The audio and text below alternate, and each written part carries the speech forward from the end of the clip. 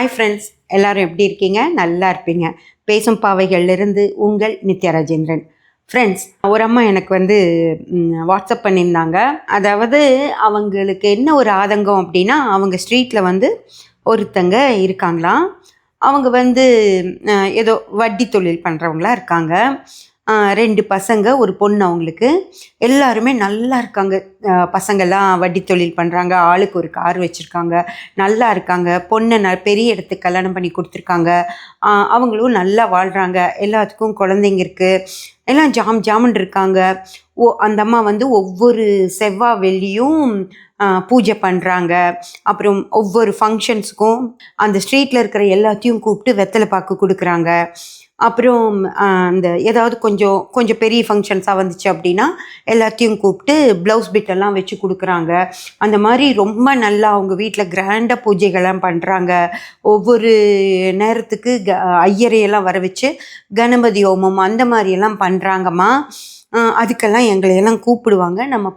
நாங்கள்லாம் போயிட்டுருந்தோம். முதல்ல போனோம்னா கூப்பிட்டு உட்கார வச்சு நல்லா பேசிட்டு, என்னாச்சு, உங்களுக்கு கடன் இருந்ததே கட்டிட்டீங்களா, வீடு கட்டுறேன்னு சொல்லிட்டு இருந்தியே, என்னாச்சு, கட்ட முடியலையா இன்னும், என்னாச்சு உங்கள் பொண்ணு கல்யாணம் என்ன இன்னும் லேட் ஆகிட்டே போகுது, பையனுக்கு குழந்தை என்னாச்சு அப்படின்னு நம்மளோட எதெல்லாம் நம்மளால் செய்ய முடியலோ, நமக்கு நடக்காமல் இருக்கோ அதையெல்லாம் சொல்லி காட்டுறாங்க. சும்மா பார்க்குறப்பெல்லாம் அதை கேட்டு மனசு நோகிற மாதிரி நடந்துக்கிறாங்க. இதை கூப்பிட்டு வச்சு வெத்தலை பாக்கு கொடுத்துட்டு கேட்குறாங்க. அது இன்னும் கஷ்டமாக இருக்குது. நம்ம திருப்பியும் ஒன்றுமே பேச முடியல. அப்புறம் பார்க்குறப்ப வெளியே உட்காந்துருப்பாங்க. நம்ம போக வர பார்க்குறப்பெல்லாம் இழுத்து வச்சு உனக்கு என்னாச்சுன்னு கேட்குறாங்க. அது ரொம்ப கஷ்டமாக இருக்குமா. இவ்வளோ மனசு கஷ்டப்படுத்துகிறாங்க அவங்க எல்லாத்தையுமே. நாங்கள் எல்லாருமே அதுதான் ஃபீல் பண்ணுறோம். இப்போல்லாம் அவங்க கூப்பிட்டா கூட நாங்கள் போகிறதே இல்லை. சாமி கும்பிட்றக்கெல்லாம் கூப்பிடுவாங்க, நாங்கள் போகிறதே இல்லை. அவ்வளோ மனசை சங்கடப்படுத்துகிறாங்க. அப்புறம் உனக்கு நான் வேணால் ஏதாவது பண்ணட்டுமான்னு கேட்பாங்க. அப்புறம் அங்கே போனால் நான் இந்த புடவை எடுத்திருக்கேன், இந்த வெள்ளி பொருளெல்லாம் வாங்கியிருக்கேன், பாரு வெள்ளி சிலை வாங்கி வச்சுருக்கேன், அப்படியெல்லாம் அவங்க வசதி வாய்ப்புகளை காட்டி நம்மளை சங்கடப்படுத்துகிறாங்க. நீங்கள் இதெல்லாம் செய்யறதில்ல, இதெல்லாம் செஞ்சினா தான் உன் வீட்டில் நல்லது நடக்கும் அப்படின்னு சொல்கிறாங்க.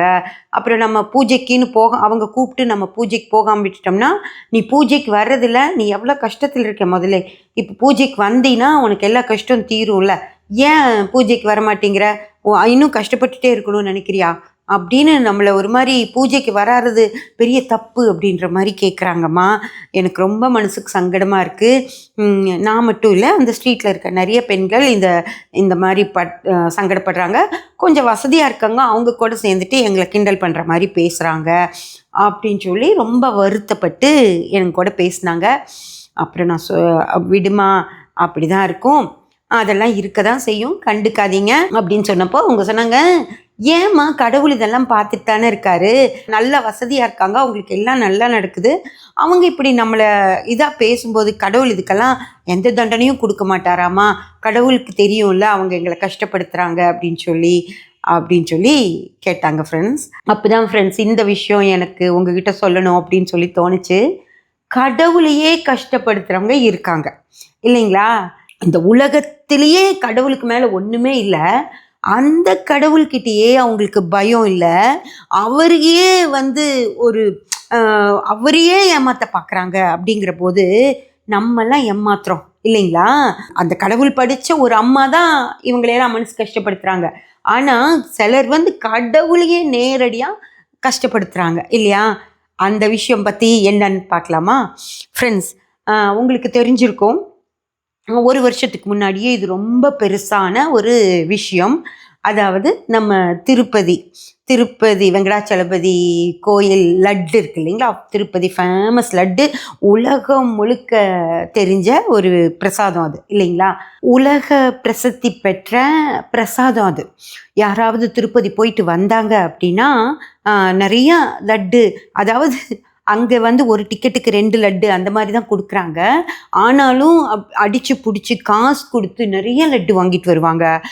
வாங்கிட்டு ஃப்ரெண்ட்ஸுக்கு, ரிலேட்டிவ்ஸ்க்கு, எல்லாத்துக்கும் கொடுப்போம். பக்கத்தில் இருக்கவங்க, பக்கத்து வீட்டுக்காரங்க, நம்ம நகரில் இருக்கவங்க எல்லாத்துக்கும் கொடுப்போம். அவங்க பயபக்தியாக இவ்வளோண்டு கொடுப்போம். திருப்பதி போயிட்டு வந்தியா, எங்களுக்கு பிரசாதம் கொண்டு வரலையா அப்படின்னு அவங்களே கேட்பாங்க.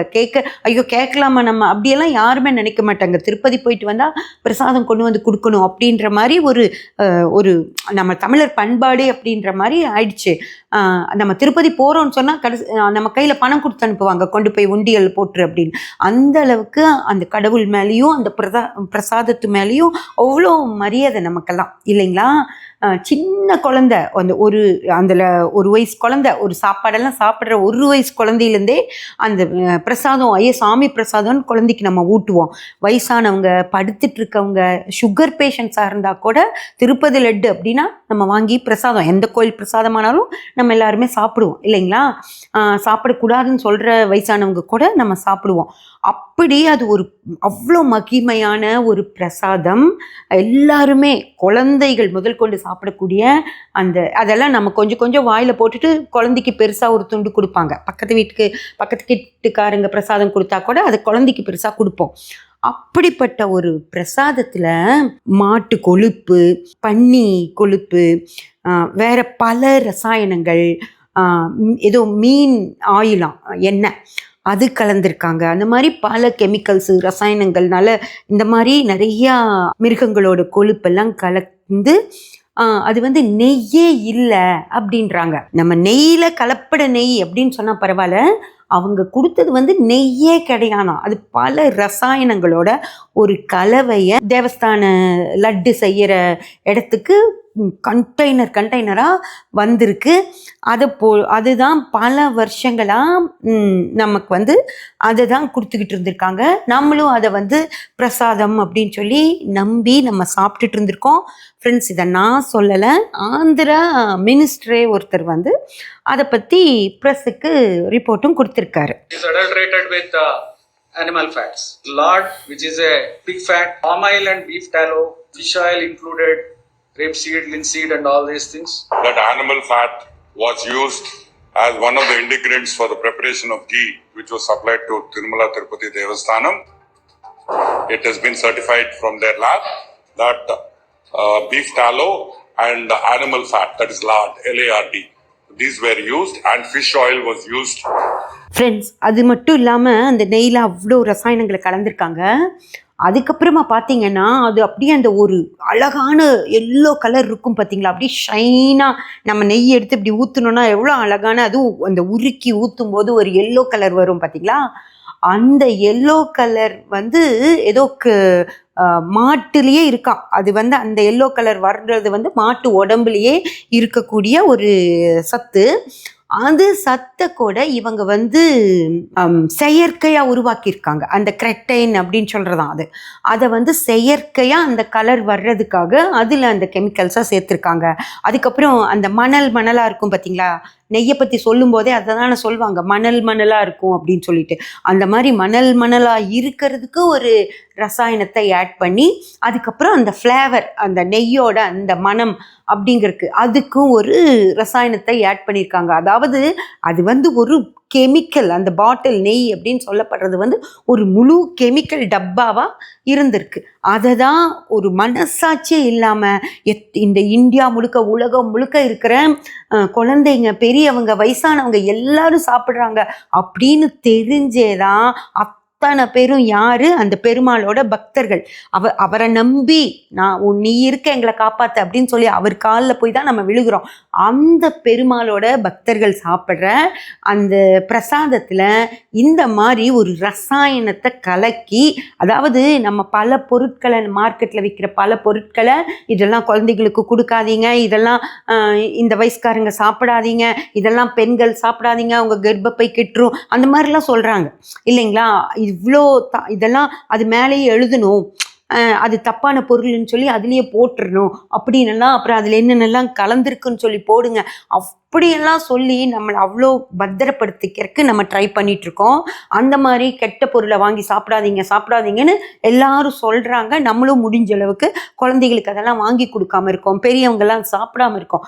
அவ்வளோ பத்திரமா நம்ம இருந்து என்ன பிரயோஜனம்? இந்த மாதிரி கடவுளோட பிரசாதம் அப்படின்னு சொல்லி நம்ம பயபக்தியாக கையில் வாங்கி இப்படி சாப்பிட்றோம் இல்லைங்களா.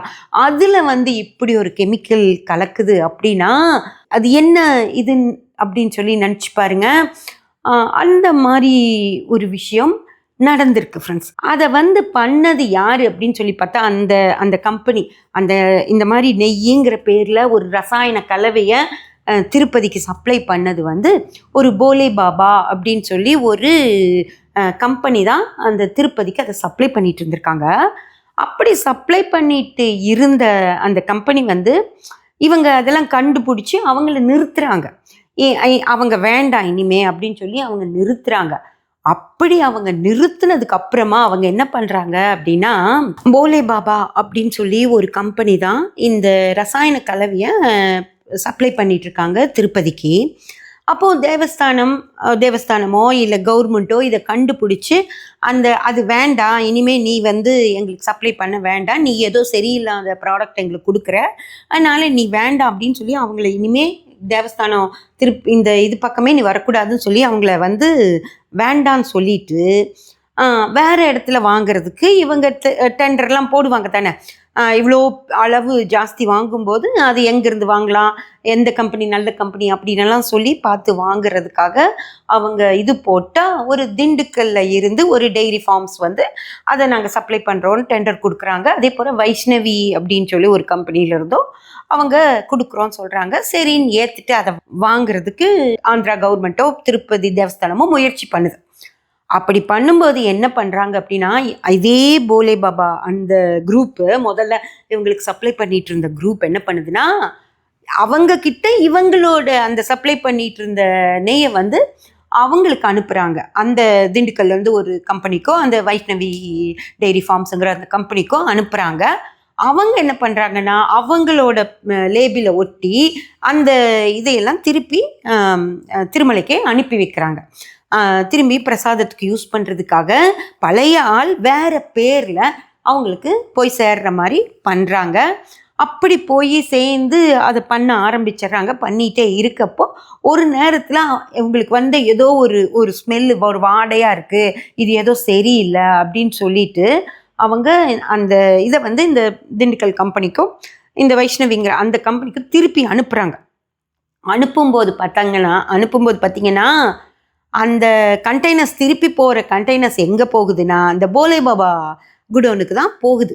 அப்போ தான் தெரியுது இவங்க தான் இப்படி சுற்றி இப்படி வந்திருக்காங்க அப்படின்னு சொல்லிட்டு நேராக கொடுத்துக்கிட்டு இருந்தவங்க அது வேண்டான்னு சொன்னதும் அப்படி இப்படி சுற்றி இங்கே திரும்பியும் வந்திருக்காங்க அப்படின்னு சொல்லி தெரியுது.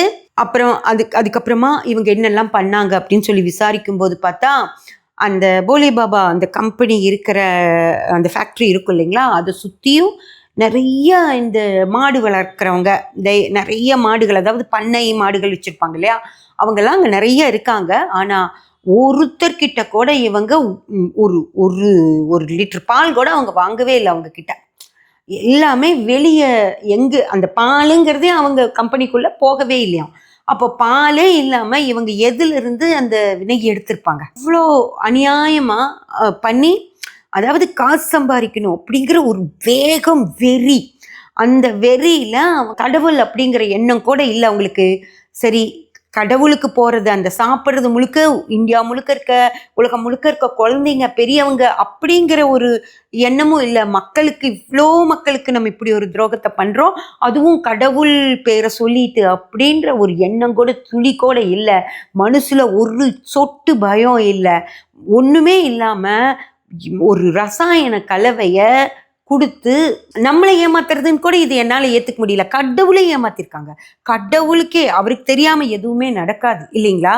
ஆனால் அப்படிப்பட்ட கடவுளையே அவங்க செய்யறத பேசாம தான் பார்த்துட்டு இருந்திருக்காரு. ஏன் பார்த்துட்டு இருந்தாரு அப்படின்னு தெரியல.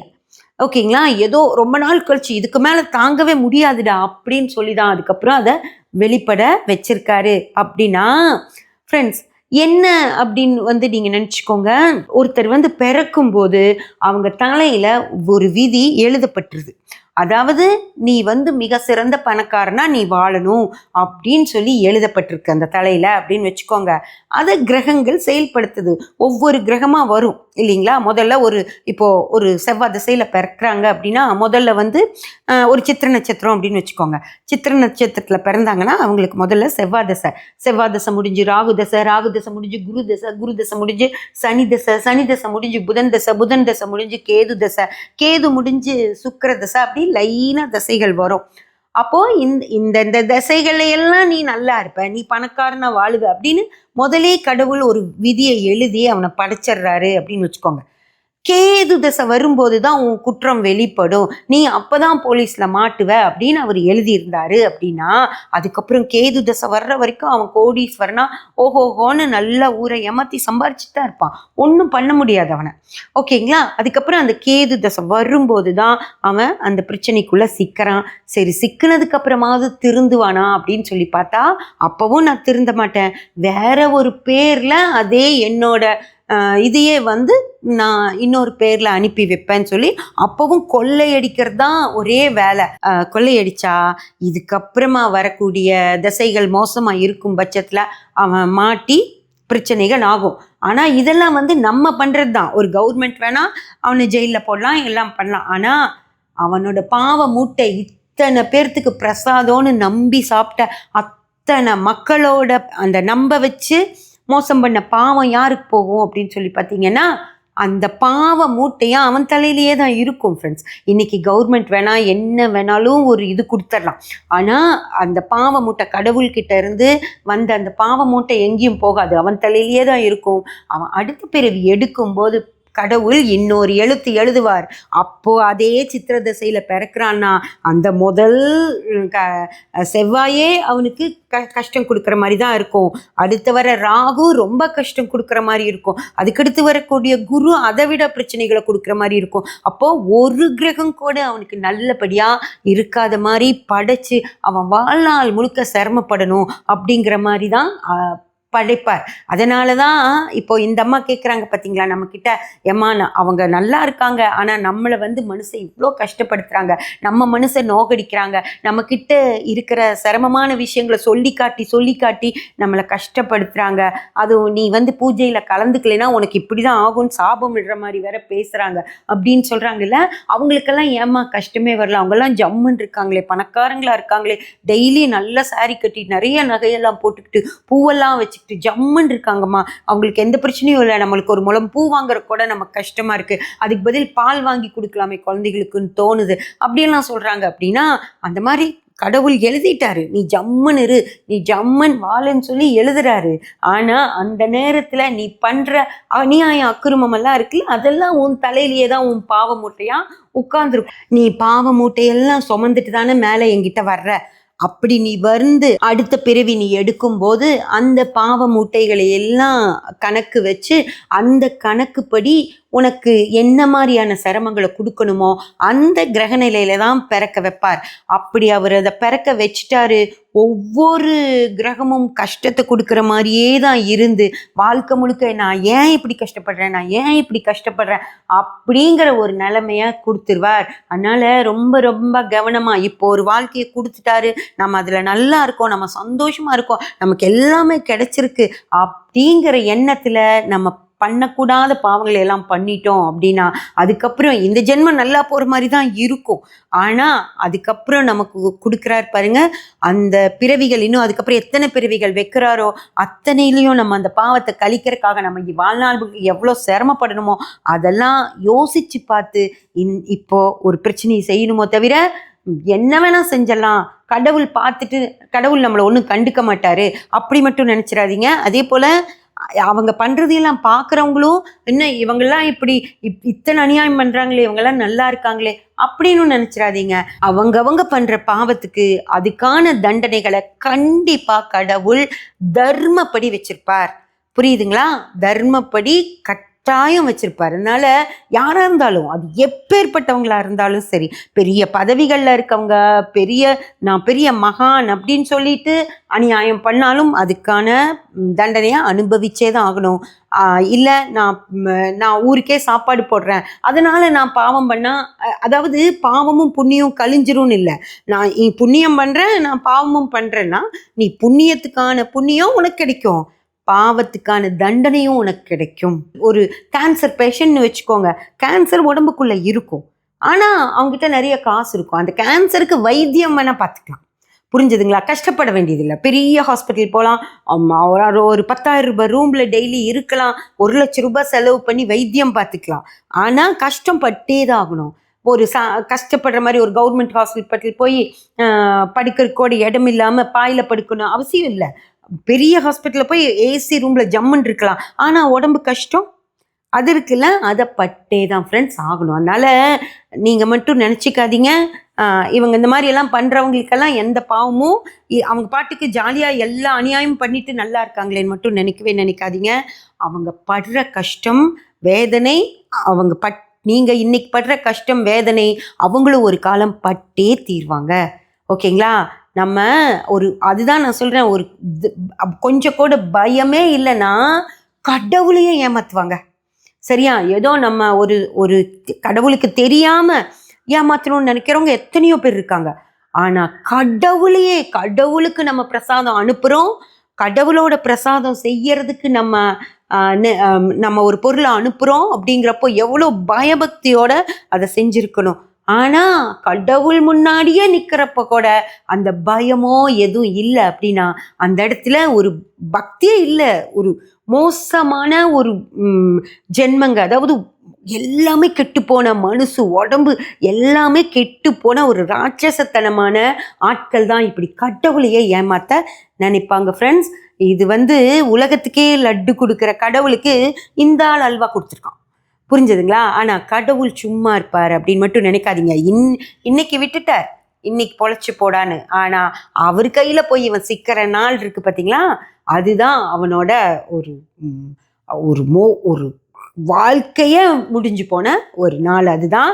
அதுக்கப்புறம் அவன் வாழ்கிறதுல ஒரு பிரயோஜனமும் இருக்காது ஃப்ரெண்ட்ஸ். இதை தான் உங்ககிட்ட நான் சொல்லணும் அப்படின்னு நினச்சேன். உங்களுக்கு இப்போ கருமா அப்படிங்கிறது என்ன அப்படிங்கிறது உங்களுக்கு புரிஞ்சிருக்கும் அப்படின்னு சொல்லி நான் நம்புகிறேன். சப்ஸ்கிரைப் பண்ணி பெல் பட்டன் ப்ரெஸ் பண்ணி வச்சுக்கோங்க. அப்போ தான் நான் போடுற எல்லா பதிவுகளும் உங்களுக்கு கிடைக்கும்.